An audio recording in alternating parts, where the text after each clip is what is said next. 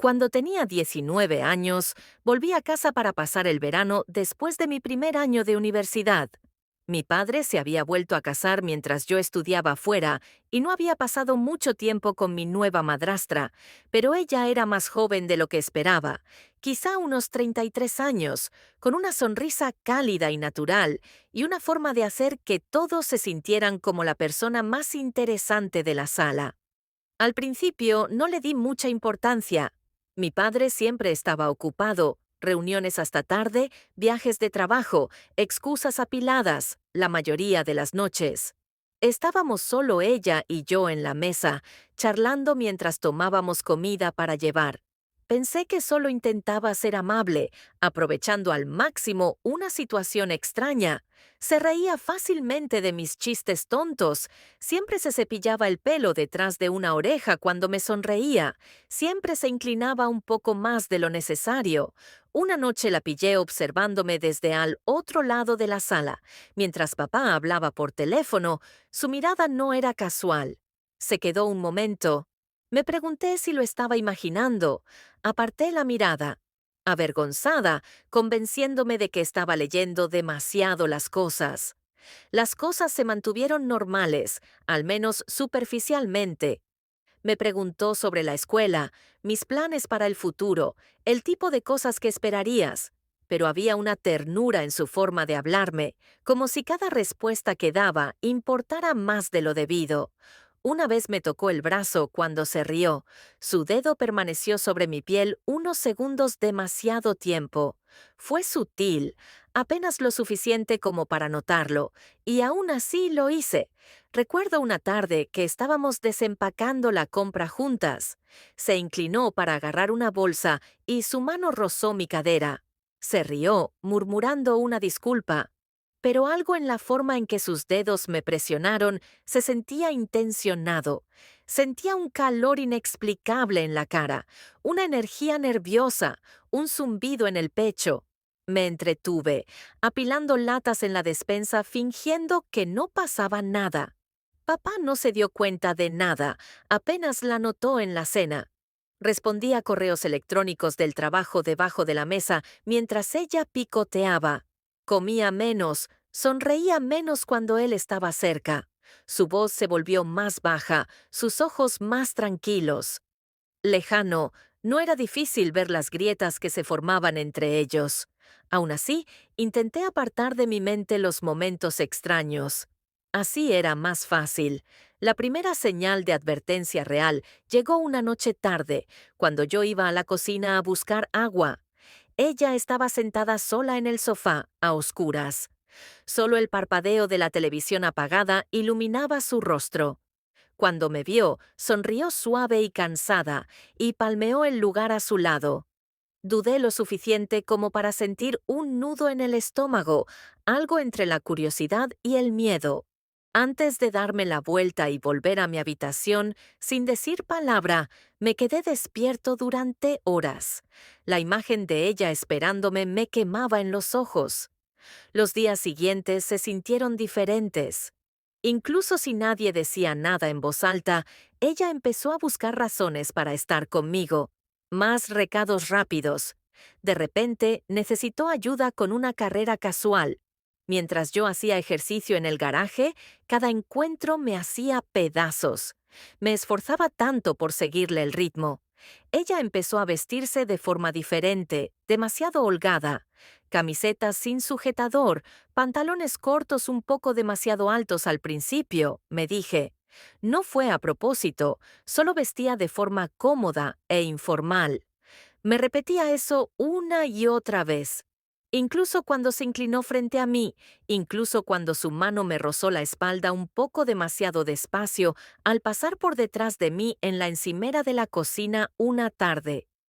Nos sentamos afuera a tomar café helado. Ella había insistido en que lo hiciéramos juntas. Me preguntó sobre mis relaciones, si había alguien serio en la escuela. Cuando le dije que no, sonrió lenta y privadamente y me dijo que estaba bien, que debía estar libre un rato, disfrutar, no atarse demasiado. Hubo una pausa después de que lo dijera, tan larga como para oprimirme el pecho. Me reí, apartando la mirada, pero podía sentir su mirada fija en mí. Las conversaciones se volvieron más personales. Me dijo que solía soñar con viajar por el mundo, con empezar un negocio, con enamorarse de alguien que realmente la viera. Se rió cuando lo dijo, pero no fue una risa alegre, era frágil. Escuché sin estar segura de lo que se suponía que debía decir. Apoyó la cabeza en mi hombro por un segundo tan rápido y ligero que casi creí haberlo imaginado. Esa noche no pude volver a dormir. Cada vez que cerraba los ojos, la veía la forma en que me miraba, la forma en que olía cuando pasaba rozándome. Yo, el peso de su cabeza contra mi brazo, el calor que persistió después de que se alejara. No tenía sentido que no estuviera bien, pero la parte de mí que se preocupaba por lo que era correcto se estaba silenciando. Cada día, a la mañana siguiente, entró en la cocina sin nada más que una camiseta suelta que apenas cubría la parte superior de sus muslos. Dijo que no encontraba sus pantalones cortos, riéndose como si no fuera gran cosa. Apenas podía mirarla. Mis manos temblaban mientras me servía el café. Me observaba con una paciencia divertida, como si supiera exactamente lo que hacía y estuviera esperando a ver cuánto tiempo podía fingir lo contrario. Más tarde, cuando papá anunció que estaría fuera por un viaje de negocios, no reaccionó, solo bebió un sorbo de su vino y asintió. Su pie descalzo rozó mi tobillo debajo de la mesa. Me estremecí. No apartó el pie, se quedó allí, bromeando un poco hasta que papá se levantó para atender una llamada cuando la miré. De verdad, no sonrió, no apartó la mirada, simplemente me miró fijamente, retándome a admitir lo que ambos sabíamos: la noche en que la tormenta azotó el aire dentro de la casa se sentía más pesado que cualquier otra cosa. Afuera, papá ya me había enviado un mensaje diciendo que no volvería hasta la mañana. Me quedé en mi habitación fingiendo ver algo en mi portátil, fingiendo no sentir cada minuto pasando más lento que el anterior. Llamar a mi puerta me hizo un nudo en el estómago. Al principio no me moví, esperando que tal vez se fuera, pero la puerta se abrió con un crujido. Y allí estaba, agarrando una manta fina sobre los hombros, con el pelo húmedo, sus piernas desnudas visibles, bajo una camiseta enorme. Dijo que tenía miedo a los truenos. Le pregunté si podía quedarse un rato. Su voz era baja, casi frágil. Asentí sin hablar, Ray. Se sentó en el borde de mi cama, cerca, pero sin tocarnos durante unos minutos. Solo escuchábamos la lluvia golpeando el techo, el crujido ocasional de los truenos que sacudían las ventanas. Su respiración era lenta y regular, pero podía sentir su cuerpo vibrar por la tensión. Sin mirarme, empezó a hablar de lo sola que se sentía, de lo vacía que parecía la casa casi todas las noches, de lo cansada que estaba de fingir que todo estaba bien cuando no lo estaba. Dijo que papá no la amaba, la trataba como solía hacerlo. A veces se preguntaba si alguna vez realmente lo había hecho. No sabía qué decir. Se giró hacia mí. Entonces sus ojos brillaron en la penumbra. Su mano encontró la mía y la apretó con fuerza cuando se inclinó. No la detuve. Debería haberlo hecho, lo sabía. Incluso entonces, pero su boca era suave contra la mía. Sabía a vino y agua de lluvia. Y antes de darme cuenta, mis manos estaban en su cabello, acercándola más. Emitió un pequeño ruido gutural, hambriento desesperado, y rompió lo que fuera. El último abrazo que me quedaba. La manta se deslizó al suelo.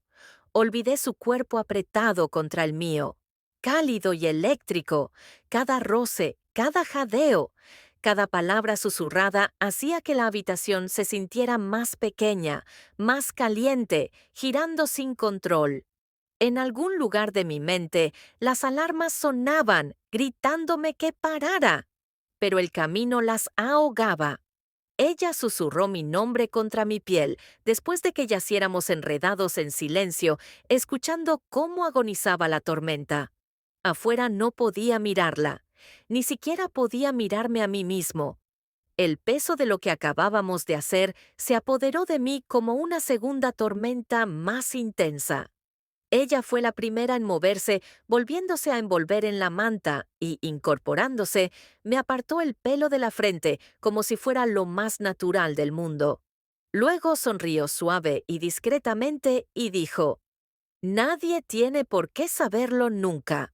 Asentí porque no tenía fuerzas para hacer nada más. La vi salir de mi habitación. La puerta se cerró con un clic tras ella y por primera vez en todo el verano me di cuenta de que ya no era solo una pasajera. Era parte del desastre de la mañana siguiente. Todo se sentía mal. La luz del sol que entraba por las ventanas era demasiado brillante, demasiado real. Me quedé en mi habitación todo el tiempo que pude, fingiendo estar dormida, fingiendo que la noche anterior no había sucedido, pero finalmente el tintineo de los platos abajo me obligó a salir. Ella estaba en la cocina tarareando suavemente, volteando panqueques como si fuera cualquier otro sábado. Sonrió al verme. La misma sonrisa sencilla y familiar que siempre mostraba. Su rostro insinuaba lo que habíamos hecho.